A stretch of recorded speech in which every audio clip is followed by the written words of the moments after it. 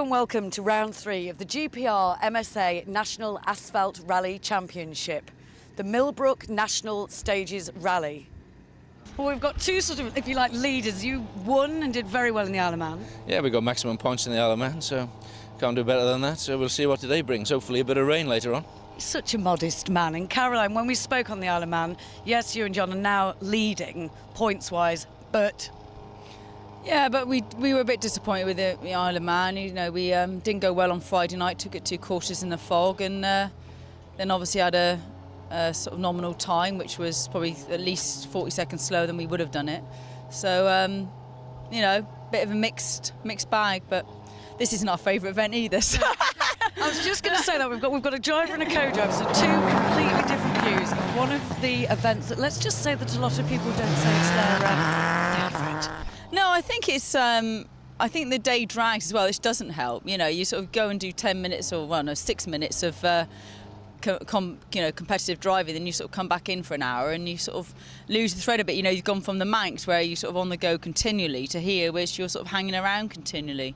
And you know what John's like, anything with a cone on, he sort of has a major sort of allergic reaction to. So it's not his favourite place either. And I think that tends to rub off on a co-driver because you know he's not really into the place as such, so it sort of makes rubs off on us a bit. But so anything with a cone on mean he doesn't like ice cream. Tony, what about you? Driver's point of view on this Millbrook. It is a pretty tough one to do. Well, I think it's tough for a couple of reasons. It's obviously a specially made testing track to test the cars very heavily, and there's a lot of inclines and declines. But I think the other thing that catches the drivers out, people like ourselves as crews, is all the rallies we do now are on pace notes. And this is a blind event, and if you don't know until you've got areas where you're not quite sure of, you know this venue very well, have a distinct advantage, which is why some people get into the leaderboard where they may not necessarily in a lane where you've got pace notes in your possession. So it makes it a lot more interesting. There's a lot more people setting good times out there today. Mr. Fleck won this event last year. Do you think he's going to win this year? I think if he's... You know, he knows this place very, very well, as Tony was just saying. I mean, he is a chap that knows this place exceptionally well. He loves this place, and he's got a World Rally car, you know, the best World Rally cars you can buy. So if he does win it, then there's some... Well, really, yeah, I would think, to be honest. I mean, obviously, Tony's been here before, and he's got an equally good car. Steve Hendy knows this place very, very well. As does Don Indri. I mean, he knows the place very well, and he's determined to go well here. So, I mean, there's a few people here that are going to go exceptionally well. But obviously, Steve Fleck has won it a couple of times before, and he's got the right kit, so it would make him favourite. But I don't think he's going to get it all his own way for sure. Tony? Oh, I agree with all that. Just been talking to Tony and Caroline, and they've got odds on that you're going to do it. You're going to win. I want to win it. It's the one event which I should win because I've done it so many times. I know it so well. We just don't know what's going to happen here.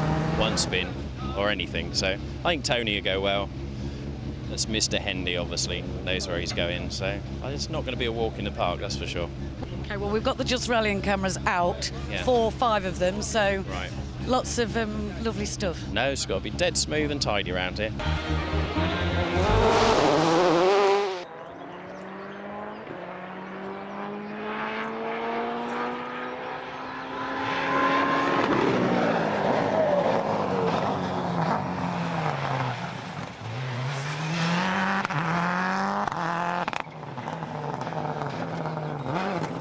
True to Caroline and Tony's predictions, stages 1 and 2 were dominated by Steve Fleck and Anthony Ecklinger, who took 18 seconds on the first stage and a further 9 on stage 2, which is a repeat of the first.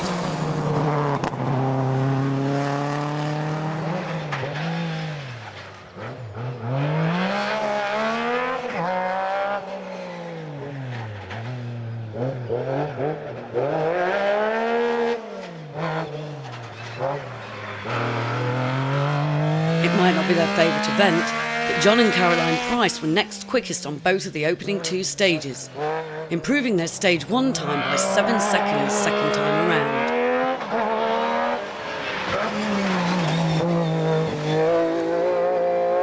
David Appleby forgot to switch on the differentials of the Subaru WRC for stage 1, which definitely lost him time as he took 11th fastest in SS1. but a fourth fastest on SS2 moved him up to 7th position.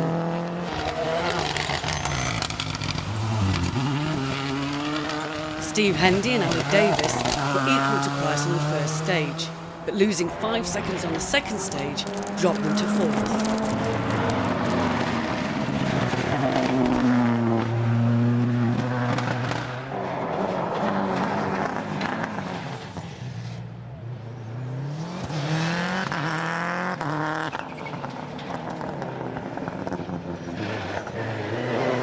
Seventh fastest on SS1, Tony Davis and Jim Kitson didn't have a chance to improve on this, as they retired with broken steering on the second stage of the day.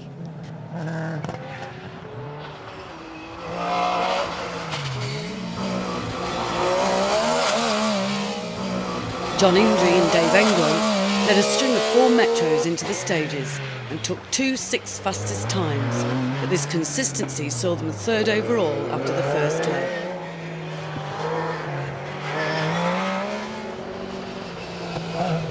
Similarly, John Bogan was 7th fastest on both stages, however they still left 7th.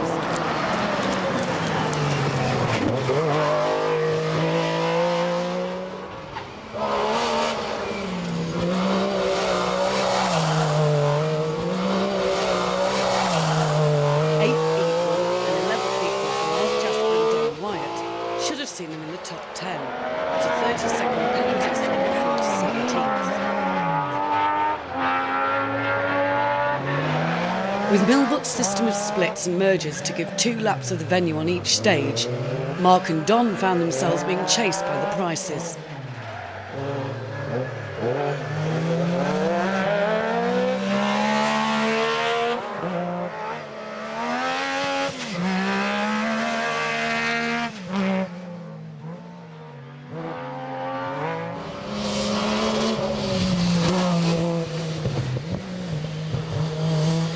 Initially not quite on the pace of the other Metros, John Stone improved his first stage time by 10 seconds on SS2, moving him up to 11th.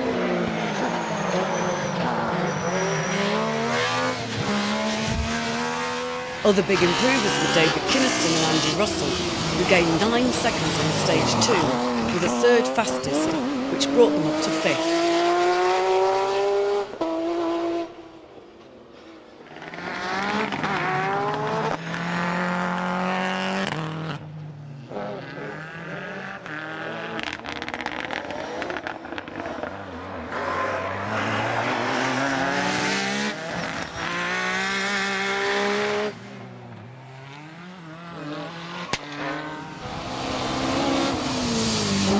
First of the 2-wheel drive cars, Mark Straker and Neil Harrison, were 11th equal with Appleby on the first stage, but 7th on SS2 moved them up to 9th.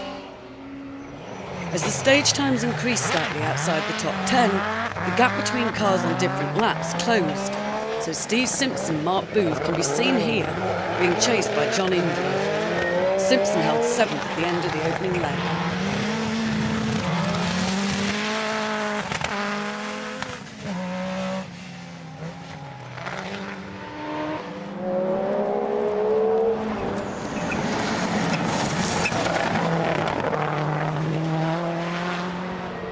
First of the GPR Championship 2-wheel drive cars, Chris Davis and Brandon Parker beat class rival Mark Straker by 2 seconds on SS1, but Straker pulled back 3 on SS2, leaving Davis trailing by 1 second. Davis had to contend with being chased by Indri.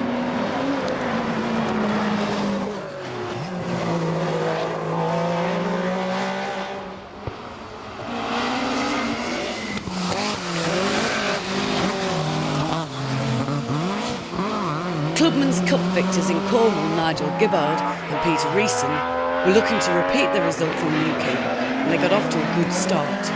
First GPR Cup competitor on both of the first 2 stages, and leading Class B11 after SS2.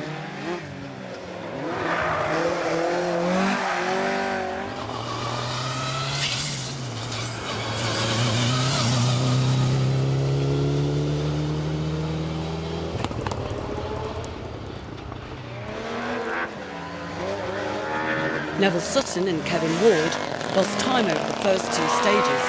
This meant that they were caught by the following car, the similar Mitsubishi Evo 6 of Andy Fennick and Lee Tyndall.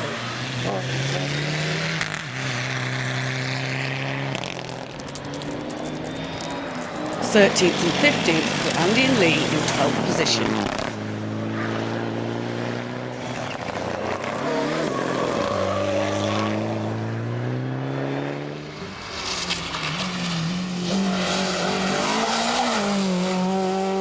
Dan Taylor and Chris Beer were fastest in B11 on SS1, but second fastest on SS2 got them to second in class.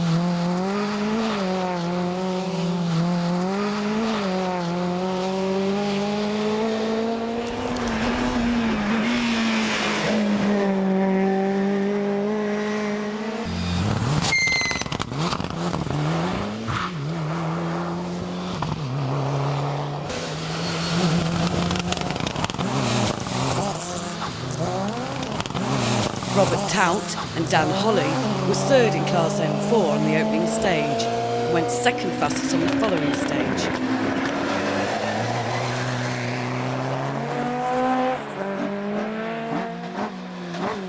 Timothy Wilson and Janice Hooley were third in B12 on the first stage, but problems saw them last on the second stage before they dropped out of the rally altogether.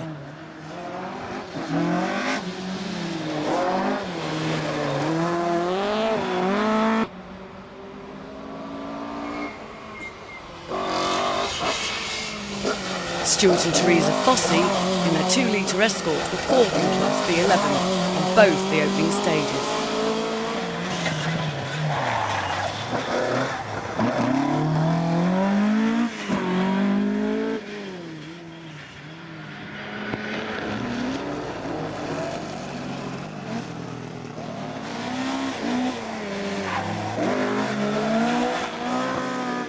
Passing the ailing Neville Sutton on the way into the bus stop was one of the championship sponsors, Graham Coffey, co-driven by David Gamblin.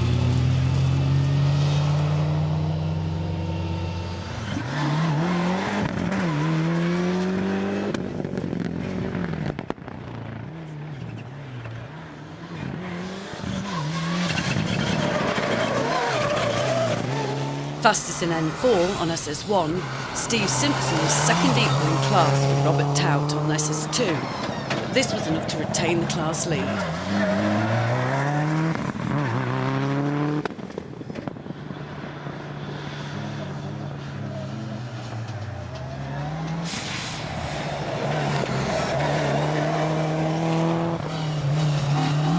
Third in Class B11 on the first two stages were Rob and Paula Alderman in their Mark II Escort.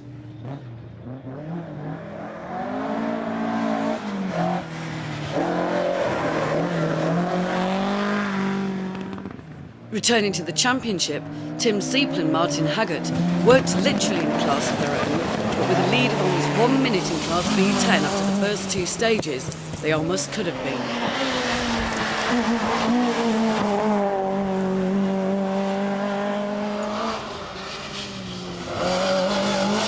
In a similar way, Julian and David Wilkes had pulled out a 30-second lead in Class B9 over the stages, with two fastest class times.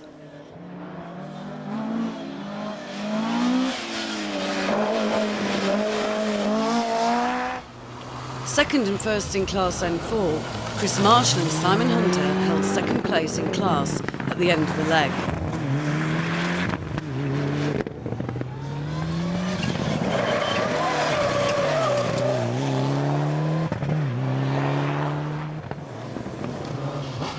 Chris Griffiths and Julian Russell were fifth and fourth in Class B4.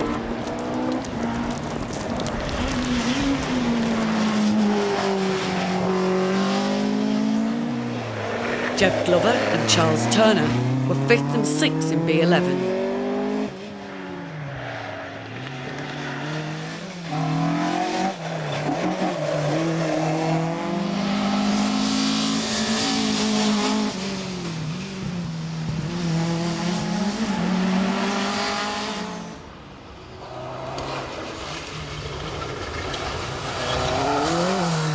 Nigel Morris and Philip Dennis were fourth in B12 on the opening stage, but second in class on SS2 moved them up to third in class.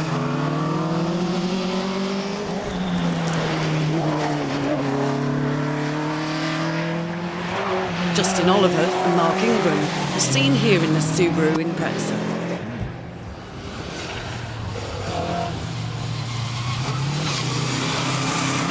Royston Carey and Steve Hodgson were the only car in their class, 37th on SS1, and dropping 2 places as the faster cars picked up the pace. Was still quite some achievement in an N1 car. Scott Smith was second in the Clubman's Cup on both stages.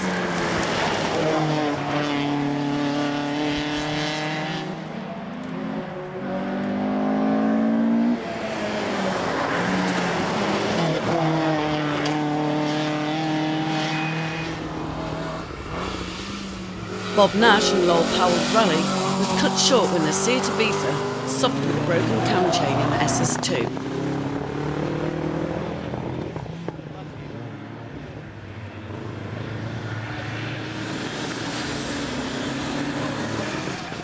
Richard and Teresa Butler led Class N3 over both these stages.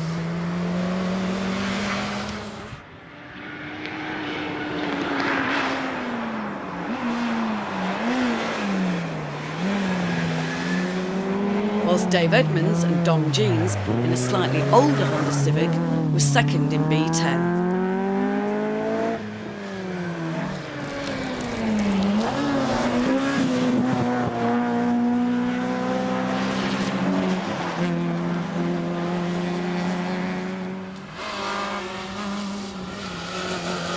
Ian Brooks and Matt Sunderland in a Peugeot 106 GTI were first A6 on both the opening stages.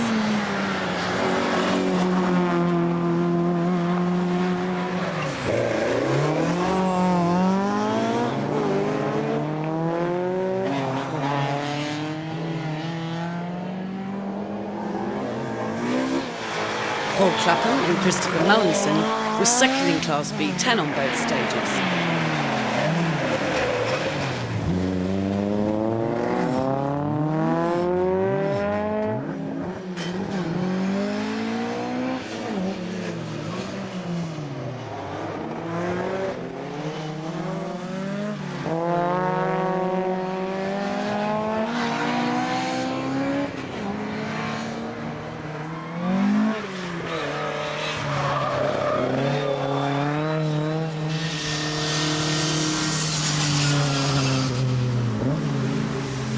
Ellie Sharp and Val Thompson took third and fourth in Class B9, but they were third in the Clubman's Cup both times round.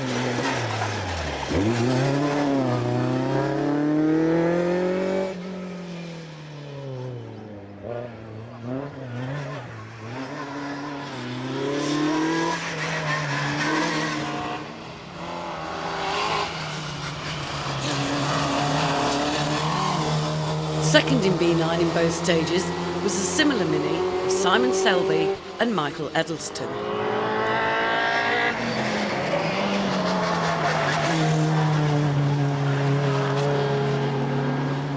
Swapping times with Ellie and Val in Class B9 was Graham Mutter and Mike Dalloway.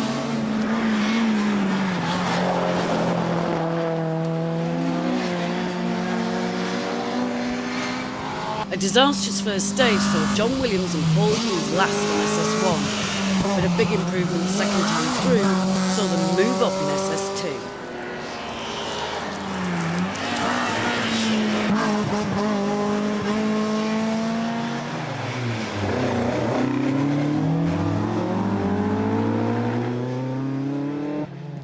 Ian Coppin and David Rowley in 56th place were being chased by Richard and Pat Egger, who passed the Astra of Peter Williams and Fred Harris.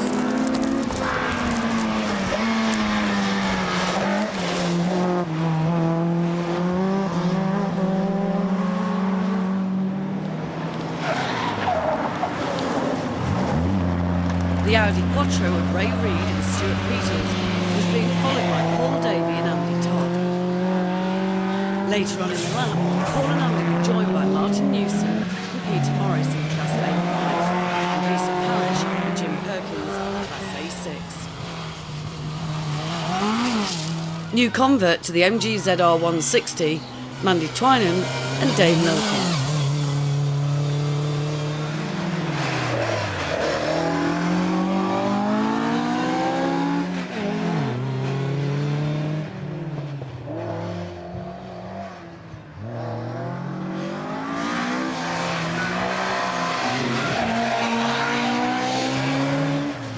Rounding up the Clubman's Field was Stuart Spire and Pete Williams.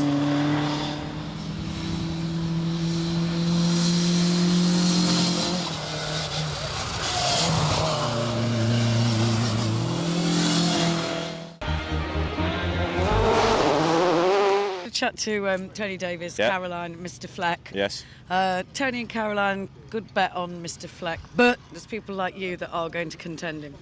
Well, we're going to have a shot, but he went very, very well on that first stage. His tyres are holding up, seems to be a lot better than ours at the moment, which is a huge factor out there because it's very, very slippy. The grip is really difficult to find, and tyres went off. So, but we're not going to let him get away with it. He's already hit the Armco, so he's pushing it past the limit at the minute. We did a time of 6:41, which seems to be very popular. Steve Hendy and Tony Davis, we've all done 6:41. Fleck's in his own league, as he always is here.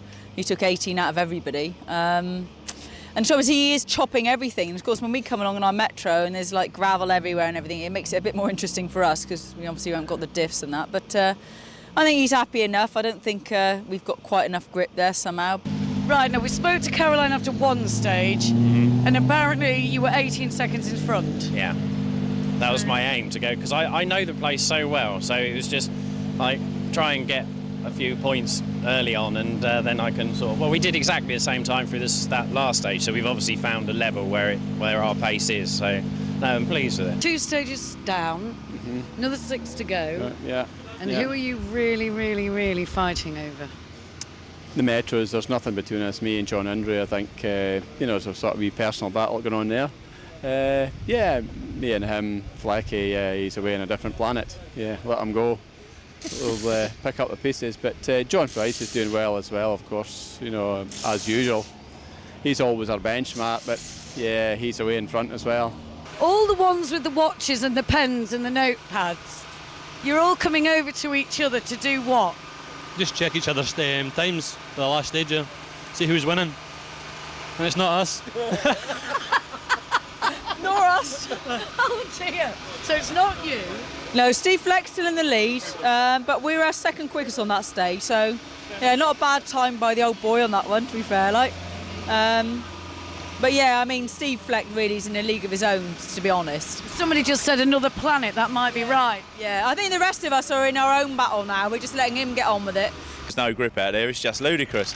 I mean, that is literally the second corner of the first stage where we've just, because we had no grip on the first one, I've tried to clip the Armco, and obviously some idiots left the bolt sticking out about 2 inches because it's like grease lightning in the film. It's just taken a side out of it, but such is life. So we just survived the first stage. I think we were in 5th then, and then John Stones actually lent us some harder rear tyres because we just cooked them.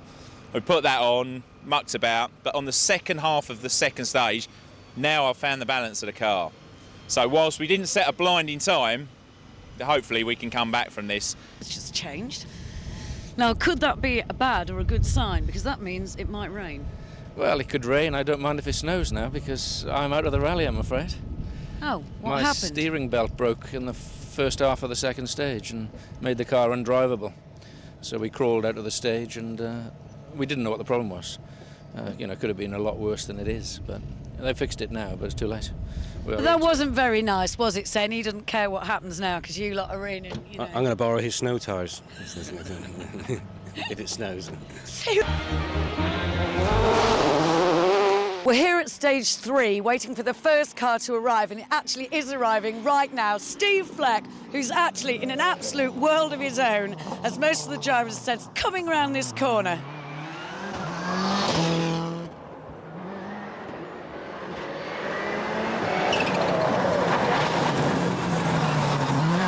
With 2 more fastest times on the 3rd and 4th stage, Steve Fleck opened up his lead to 43 seconds. With almost exactly the same number of stage miles in the afternoon's 4 stages, that would make it awfully difficult for anyone to catch.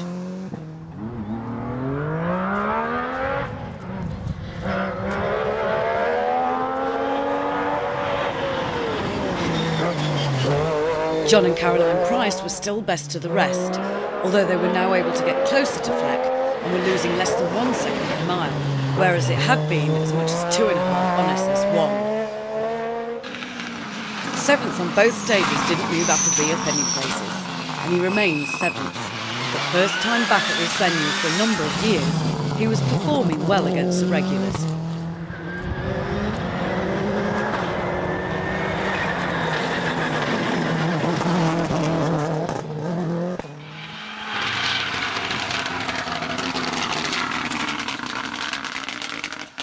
Stage 3 saw the demise of Steve Henry, the Escort WRC once again going out with engine problems.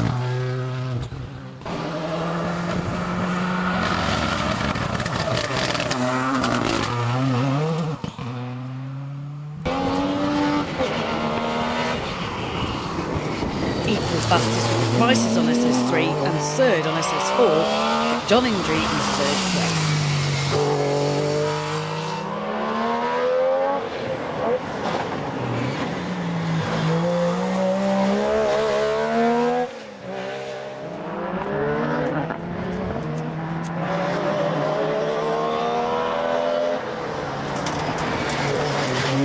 Fourth and fifth for John Bogie resulted in him moving on to fourth place.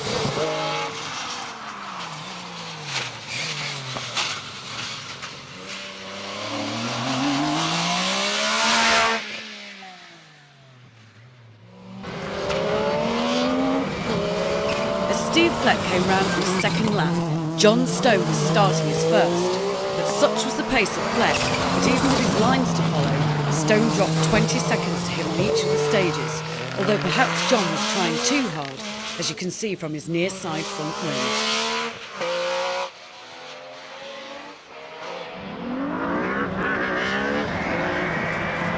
On stage 4 it was Kinnison's turn to follow Fleck, though you can see he's starting with more of a deficit. On the second lap David had the Prices behind him and he went 5 seconds faster to remain in fifth.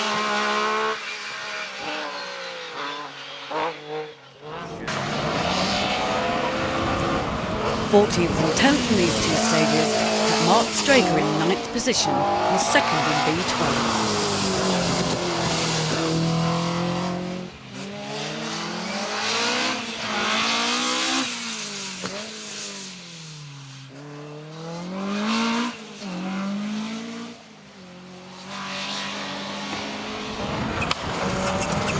Simpson was improving fast. 5th on SS3, he equalled Indy's 3rd place time on SS4 and moved up to 6th place overall.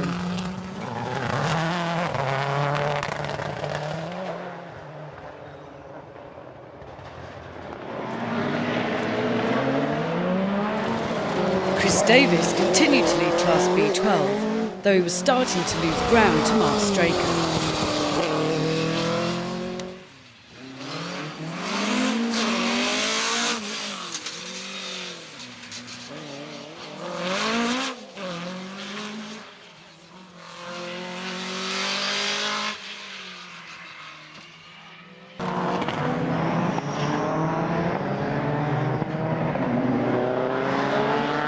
Still leading the Clubman's field, Nigel Gibbard also remained at the head of B11, 15th overall.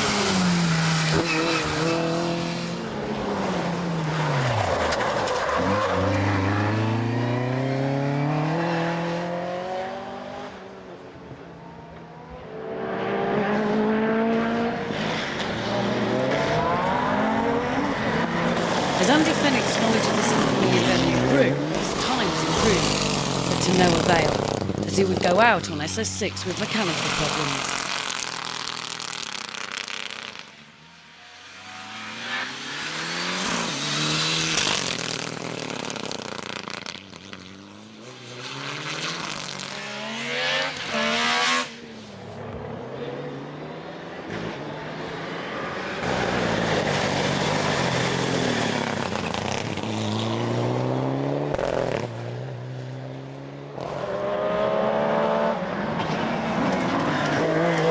Equal on both SS3 and SS4, Mark Jasper was still trying to overcome the damage done by his earlier 30-second penalty, but he moved up to 13th. 15th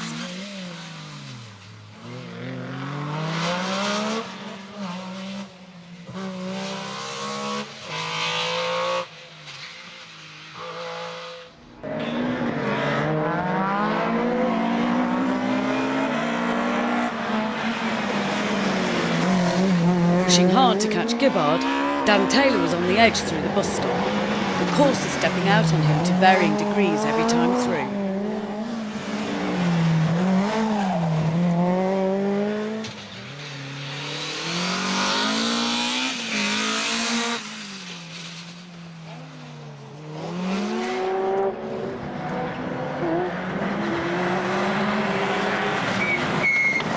Robert Tout joined the stage just in front of the Hyundai WRC of Steve Simpson.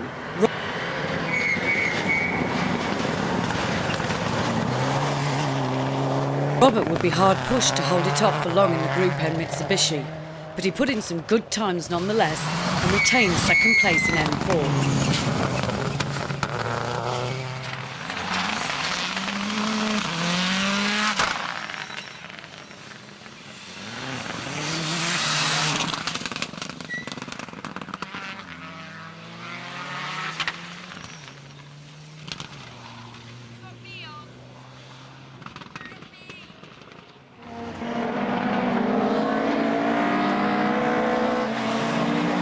Simon Fossey dropped one place to fourth in B11 on SS3 and responded well with second in class on SS4, but this wasn't enough to make up the lost ground.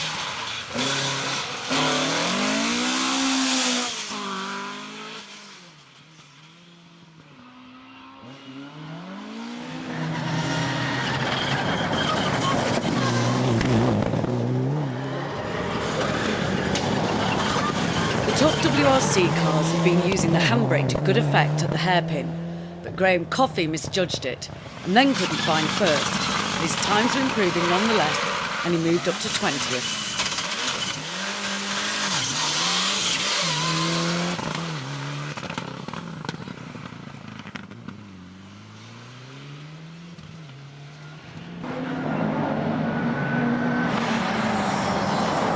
The other Steve Simpson in his Group N Subaru took two more fastest times in class to maintain the lead in Class N4.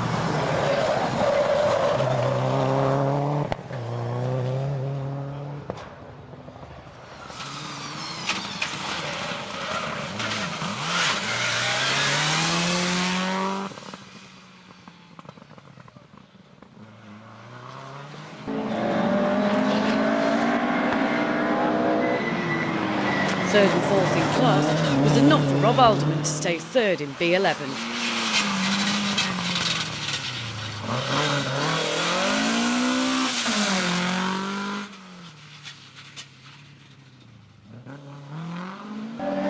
Tim Sieper wouldn't be able to make much more of an impression on the front runners in his 1600cc MG.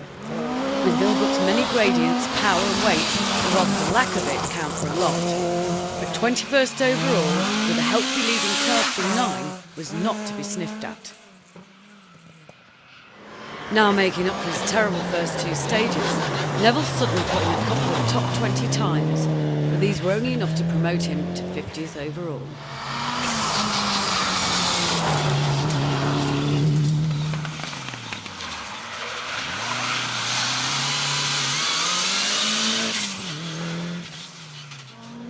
Fractionally behind Tim Sieper, Julian Wilkes was once again putting in seemingly impossibly good times on the amazing little Nova. First in Class B9 and 24th overall for good measure after SS4.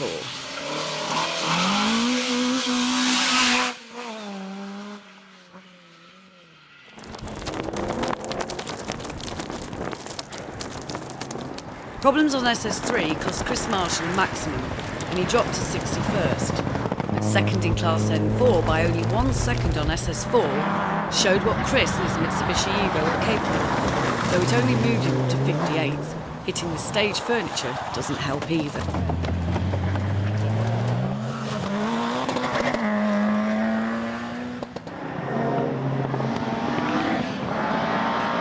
Chris Griffiths continued on, 4th in Class B12 and 14th overall.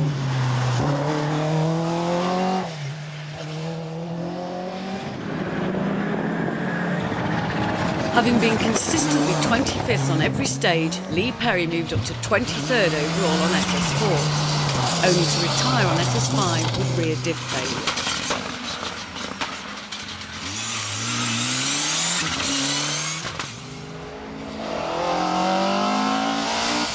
Another consistent runner, Jeff Glover, put in more 6th in class times and remained 6th in B11.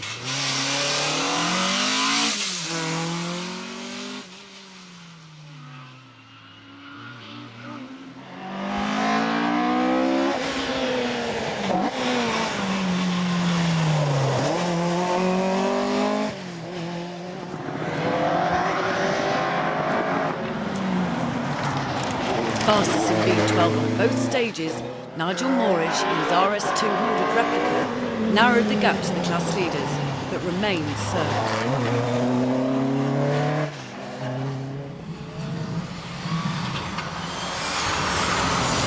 Not quite on the pace of the class leaders, Justin Oliver held third in class N4 and 31st overall.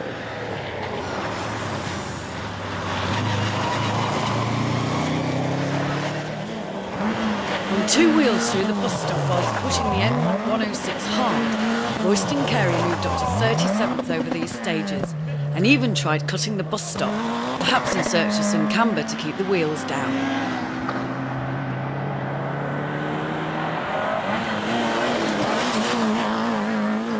Nigel Killaby put in an improved time on SS4, only to retire with loss of oil pressure straight after the stage.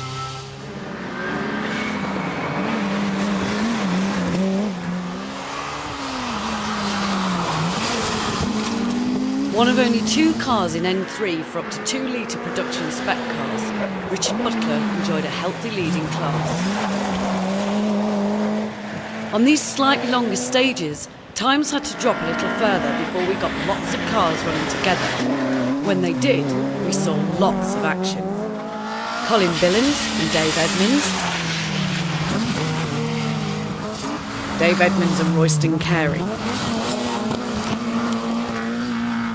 Dave Edmonds on his own. Ian Brooks and Colin Billings.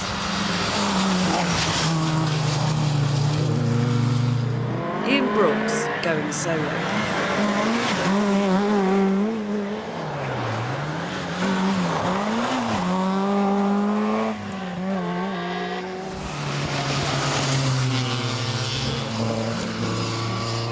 Ellie Sharp got a clear run too.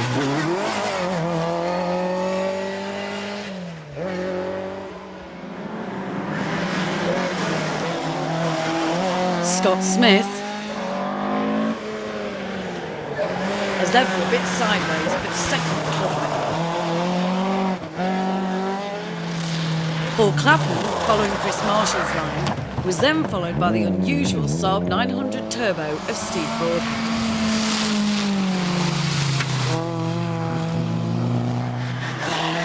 Simon Selby in the second of the minis.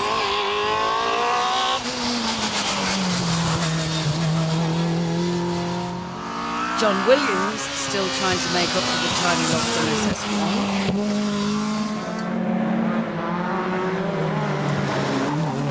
SS1. Steve Laver and Mandy Twinan.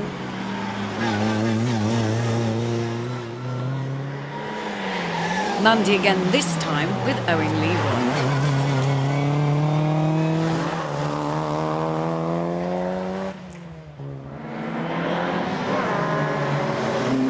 Steve Laver and Paul Clapham. Andrew Toop, who took a maximum on SS3 with Paul Clapham.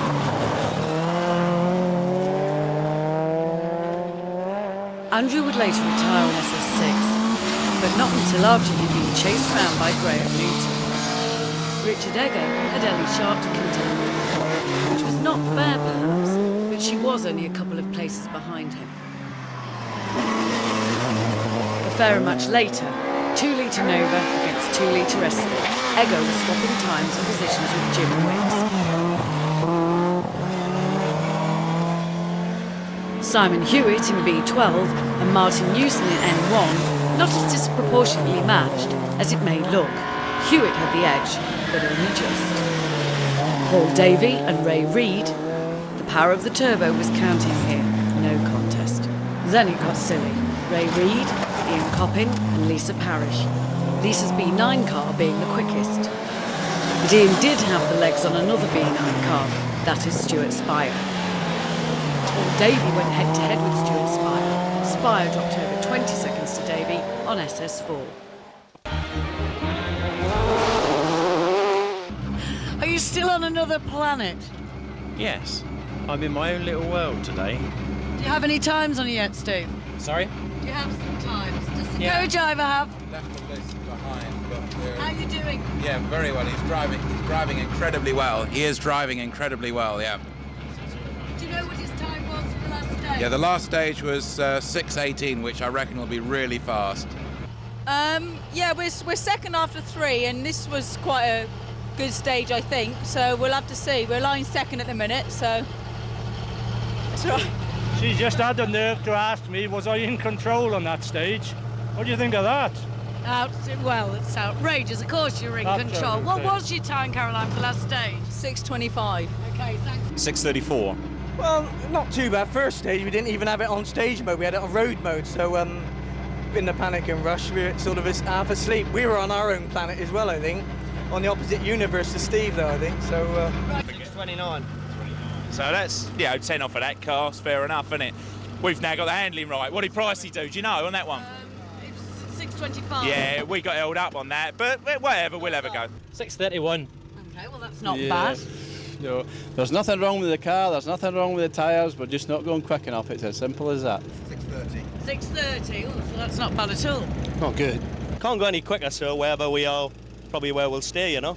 At the start, didn't quite have the right tyre suspension setup, and also not knowing the venue was a bit difficult. But the third and fourth stage seems to have hooked it up, particularly the last stage there.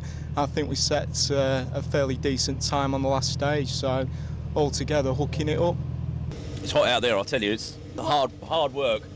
But you're enjoying it? Yeah. We're sort of remembering our way round now. What's the matter? Offside drive shaft snapped. Just snap come out with a hairpin right. Yeah, we're enjoying it. We've had one or two little moments. We're spun coming into hairpin. I left my braking a little bit too late. We did out facing the right way, almost. Fantastic. Absolutely superb. Really good. Tyres were going off a little bit, and we put some harder tyres on now for the last 2, and it's been fantastic. Superb. The car's running great. The first one was good. Second one, we hit the chicane and bent the front steering arm. So we managed to get it half repaired for the last one, but we got it totally repaired now. So I think that was a decent stage that time. Felt good anyway. First one a bit iffy for us. Haven't been here before, but getting better as the day goes on, Oh, well, yeah, we had a bit of an off on that one. We were still 2 seconds quicker than the one before, but it's a really enjoyable event. It's a great venue. It's really hard. Look at the state of me. I know, but it's great to watch as well. It looks like you're just whizzing around. Yeah, we're not doing bad for 1400, so we just try and thrash the hell out of it. It's What was your good last time? 7:01. Okay, that's fair Yeah, enough. so we're about 24th overall, I think. Good for So you. good, yeah. But enjoying it. Going well, yeah, it's nice and clean. We're losing a bit of coolant, so we've just got to nurse it through a little bit, but good fun, quite quick, great, yeah. It's hot out there. It's good fun though. Exciting place, bit scary over some of the jumps and that, but it's good fun. This is only Mick's second rally. His first rally was on the Manx National.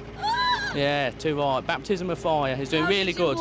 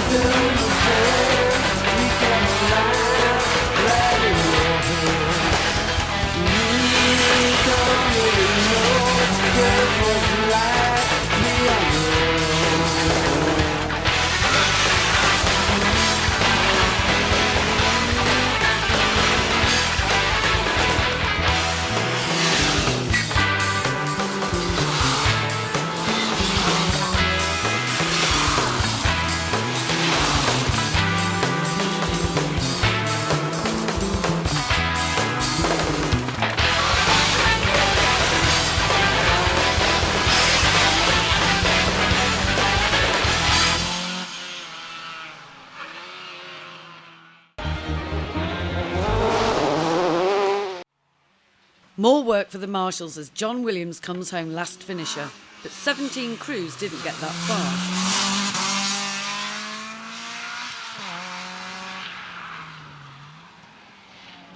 Paul Davey and Andy Todd received points for 5th GPR Clubman's Cup.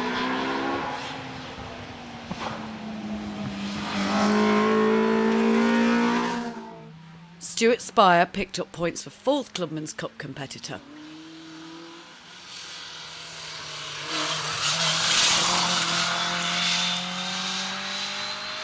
Jumping now the car's running properly again, Chris Marshall was 3rd in N4.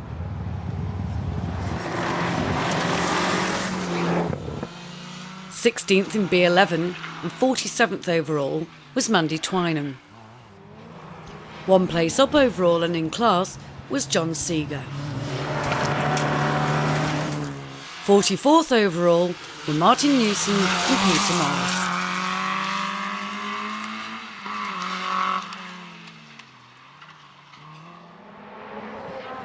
Paul Clapham slides wide on the gravel on his way to 42nd overall, 4th in Class B10.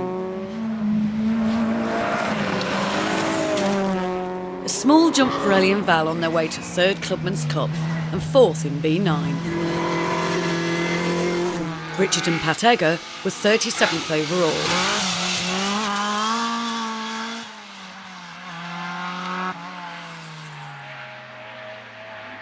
Second in A6 for his sliding Lisa Parrish and Jim Perkins.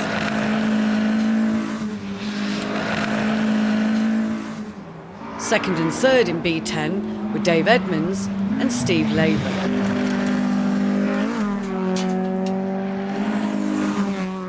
Royston Carey was 34th overall, some feet in a Class N1 car. Graham Muter and Mike Dalloway were 3rd in Class B9. First in Class N3 were Richard and Teresa Butler. Getting the hang of cutting Millbrook's corners was Scott Smith, who finished 2nd in the GPR Cup and 7th in class. Justin Oliver and Mark Ingram came home 2nd in Class N4. Second fastest in class all day, Simon Selby was 2nd in class.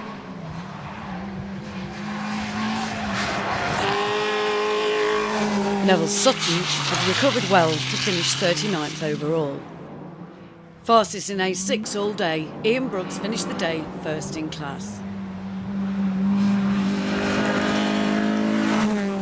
Jeff Glover and Charles Turner finished 23rd overall and 6th in B11. A big jump for Tim Seipel and Martin Haggart on their way to 1st in class B10.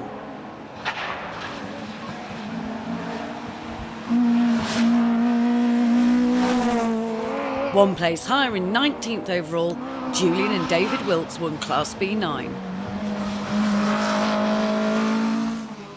Graham Coffey and David Gambling finished 18th overall. Stuart and Teresa Fossey were 4th in B11 from start to finish, making the most of the jump on their way.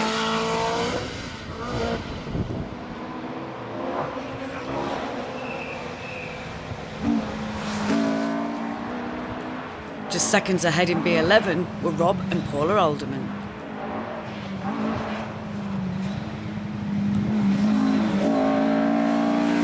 Further 16 seconds ahead were Dan Taylor and Chris Beer, also in Class B11.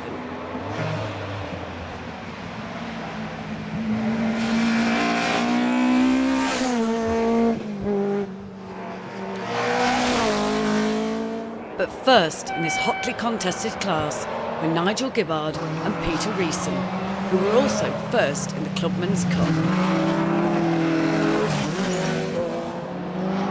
Chris Griffiths and Julian Russell were 4th in B12.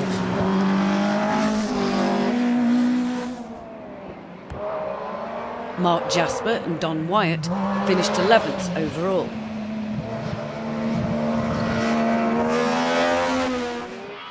John Stone and Lee Carter were just 2 seconds ahead in their similar 6R4.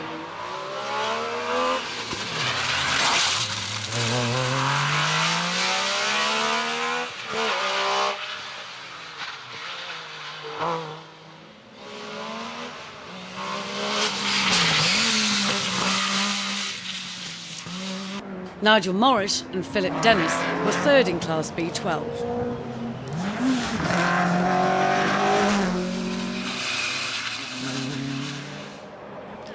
Chris Davis and Brandon Parker were 7 seconds ahead.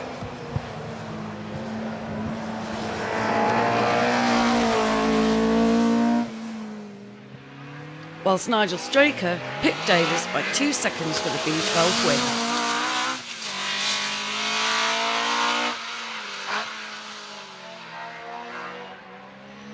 Stephen Simpson and Mark Booth were 6th overall.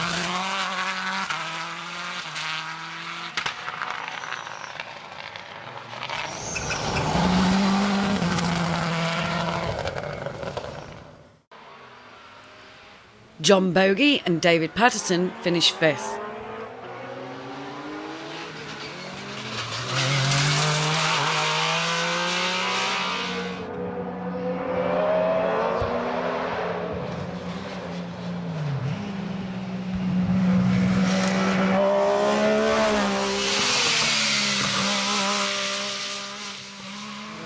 David Kinniston and Andy Russell 4th.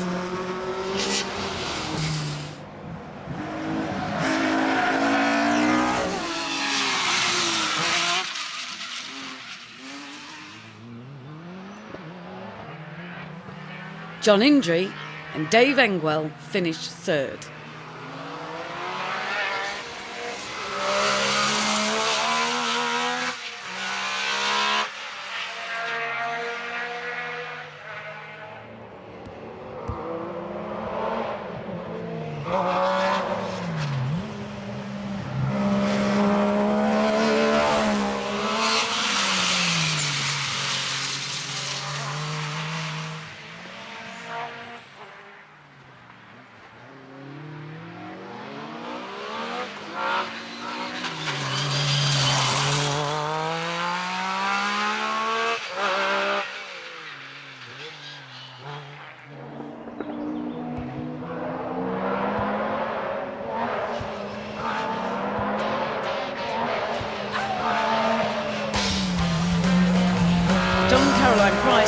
Second all day and unable to match the speed of Steve Fleck and Anthony Ettling, who had been fastest on every stage, finishing the event with a margin of 1 minute and 21 seconds, almost 1.4 seconds per mile ahead of the Thomases. Fleck's in his own league, as he always is here. He took 18 out of everybody. Fleck, he's away on a different planet. But Flecky, we're forgetting about him, he's just a separate world. But yeah, I mean, Steve Fleck really is in a league of his own.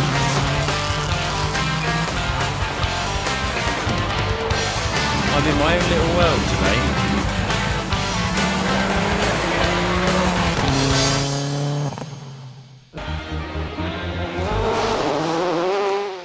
He won. Well done. Very, very pleased with that. It's not actually down to the driving, it's actually down to the setup of the car, because I was watching John Price coming over the finish line on the stage. We just sat there to watch it.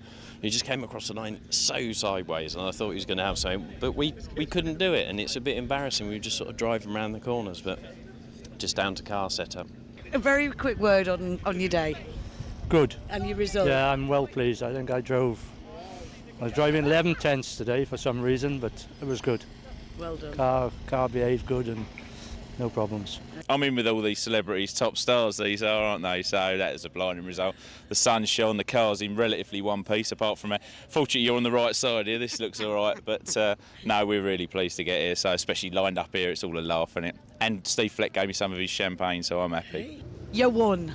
Yeah, well, we had a good day really, yeah. Got better as the day went on, you know, because I say we haven't been here before, and as the day went on, things got better for us.